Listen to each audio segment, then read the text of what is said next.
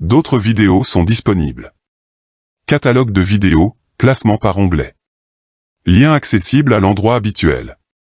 Que la forge soit avec toi.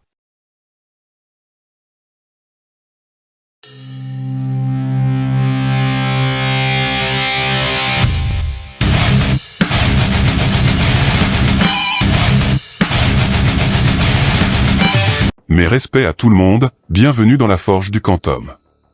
Aujourd'hui, atelier MAN numéro 31, le nombre dérivé. Et on commence sans plus attendre par lister à quoi va servir cette notion. Le nombre dérivé permet de déterminer le coefficient directeur de la tangente à la courbe au point d'abscisse A, et inversement. Il est l'antichambre des fonctions dérivées, qui seront abordées dans le prochain atelier. Donc abonne-toi si tu ne veux rien manquer. Trêve de blabla, on accède tout de suite dans la partie technique du nombre dérivé en commençant par le taux d'accroissement. Il est l'élément central de cette notion. C'est parti. J'affiche ce graphique qui va servir de support de cours. Il y a quelques temps maintenant, j'ai abordé les fonctions constantes, linéaires et affines dans lesquelles je te montrais comment calculer le coefficient directeur de la droite. Si tu ne t'en souviens plus, je te renvoie vers le catalogue de vidéos, onglet Mandelbrot, atelier MAN numéro 19, le lien est dans la description. Car ce coefficient directeur de droite est en lien direct avec ce qui suit. Le taux d'accroissement d'une fonction, noté taux de h, taux étant une lettre grecque, se calcule grâce à la formule suivante. Taux de h égale à f de a plus h, moins f de a, sur a plus h, moins a, ce qui devient après simplification, f de a plus h, moins f de a, sur h. Retiens bien cette formule par cœur, tu vas en avoir beaucoup besoin. Je te propose un petit exemple pour te montrer comment l'utiliser. Déterminer le taux d'accroissement de la fonction f, définie par f de x égale à x au carré, plus 2x, moins 3, au point d'abscisse a égale à 5. Première étape, calcul de f de a plus h. Un conseil, mets toujours a plus h entre parenthèses, ça évitera des erreurs de signe ou de calcul. A égale à 5, donc f de 5 plus h, égale à 5 plus h, au carré, plus 2 facteurs de 5 plus h, moins 3. Développement, attention à l'identité remarquable, réduction, et f de 5 plus h, est égal à h au carré, plus 12h, plus 30e. Seconde étape, calcul de f de a. Même conseil, mais toujours à entre parenthèses, surtout s'il est négatif ou fractionnaire, ça évitera des erreurs de signe ou de calcul. A égale à 5, donc f de 5 égale à 5 au carré, plus 2 fois 5, moins 3. Développement, réduction, et f de 5 est égal à 32. Dernière étape, utilisation des calculs précédents pour déterminer taux de h. Taux de h est égal à f de a plus h, moins f de a, sur h, avec a toujours égal à 5.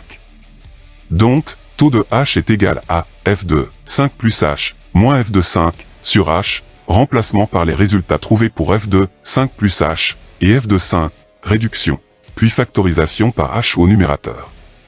Simplification de la fraction, le h du haut est éliminé avec celui du bas, et taux de h est égal à h plus 12. Tu vois, rien de bien compliqué, il faut juste avoir de la méthode et de la minutie.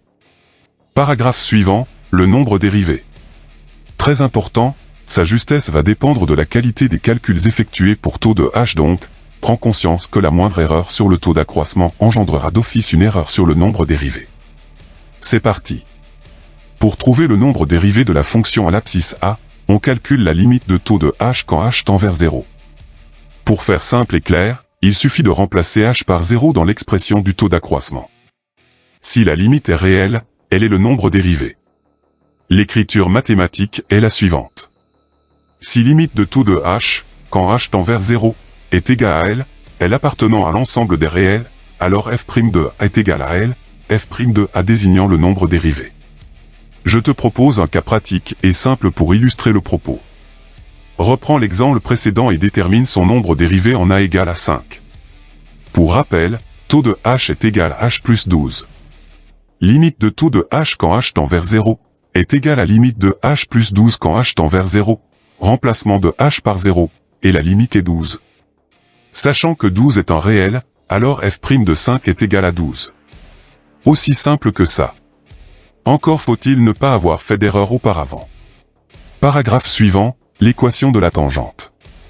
Tu vas vite te rendre compte de sa très grande importance dans les exercices que tu vas faire. Il te faut donc apprendre la formule par cœur sous peine de te retrouver bloqué en devoir surveiller. La formule générale de la tangente sera la suivante.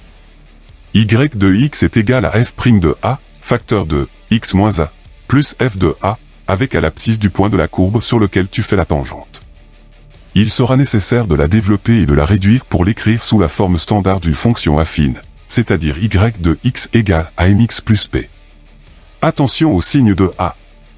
S'il est négatif, tu dois le mettre entre parenthèses pour éviter de malheureuses erreurs de signe, qui conduiront à des erreurs de calcul fatales. Je te propose un cas pratique et simple pour illustrer le propos. Reprends l'exemple précédent et détermine l'équation de la tangente à la courbe au point d'abscisse a égale à 5. Pour rappel, f de x égale à x au carré, plus 2x, moins 3, f' de 5 égale à 12, et f de 5 égale à 32. Y de x est égal à f' de a, facteur de x moins a, plus f de a, avec a égale à 5, donc, y de x est égal à f' de 5, facteur de x moins 5, plus f de 5. Remplacement par les valeurs numériques correspondantes, y de x égale à 12, facteur de x moins 5, plus 32, développement, réduction, et y de x est égal à 12x moins 28. Fastoche. Paragraphe suivant, celui de la lecture graphique. Scoop important, tu vas pouvoir déterminer le nombre dérivé à l'aide d'un graphe, encore faut-il savoir comment faire. Si tu as besoin d'un rappel, tu trouveras ton bonheur dans le catalogue de vidéos, onglet Mandelbrot, atelier MAN numéro 28. Il existe deux niveaux de lecture graphique qui dépendent de ce que tu cherches à déterminer. Voici une courbe. Quel que soit appartenant au domaine de définition de la fonction, notée df, f de a sera l'image de a par f, dont la lecture se fait sur l'axe des ordonnées. Et f' de a sera la valeur numérique du coefficient directeur de la tangente à la courbe au point d'abscisse a, qu'il faudra lire sur la droite. Illustration du propos avec un exercice. Une courbe parabolique, un point grand A sur la courbe, une droite passant par ce point est tangente à la courbe. Dans l'exemple ci-contre, par lecture graphique, a est égal à 4, abscisse du point grand A. f de a est égal à f de 4, soit 10, l'ordonnée du point grand A. Pour f' de 4, il faudra prendre deux points sur la droite, et déterminer son coefficient directeur en faisant la différence des ordonnées, delta y, sur la différence des abscisses, delta x, ce qui donne 1. Et c'est tout. Enfin, il doit être évident pour toi désormais que le coefficient directeur de la tangente à la courbe au point d'abscisse a, est aussi le nombre dérivé en a, et réciproquement. Je termine avec quelques remarques qui ont leur importance capitale dans la compréhension de l'utilisation du calcul différentiel en mathématiques au lycée, et dans les études supérieures. Le signe du nombre dérivé dépendra de la variation de la tangente, et inversement. Voici un petit graphique. Au point grand A, la tangente est croissante, ce qui entraîne un nombre dérivé positif. Au point grand B, la tangente est décroissante, ce qui implique que le nombre dérivé est négatif. Au point grand C, la tangente est horizontale, ce qui indique que le nombre dérivé est nul. Quand tu regardes les variations de la courbe, tu te rends compte que si elle est croissante, sa tangente l'est aussi, donc son nombre dérivé est positif. Si elle est décroissante, sa tangente l'est aussi, donc son nombre dérivé est négatif. Tu en déduiras que pour déterminer les variations d'une fonction, il suffira de déterminer le signe de ces nombres dérivés sur un intervalle donné. Mais on verra ça une prochaine fois. L'atelier est désormais terminé. Tu as des questions? Tu veux un complément d'information? Rejoins-moi dans l'espace commentaire. Le cours complet en PDF, librement téléchargeable, est disponible dans la description de cette vidéo. Le tutoriel de travaux dirigés intitulé Forge MAN #031, nombre dérivé, est accessible, le lien est en description. Je t'explique comment forger des exercices dans les règles de l'art. À tout de suite. Tchuss.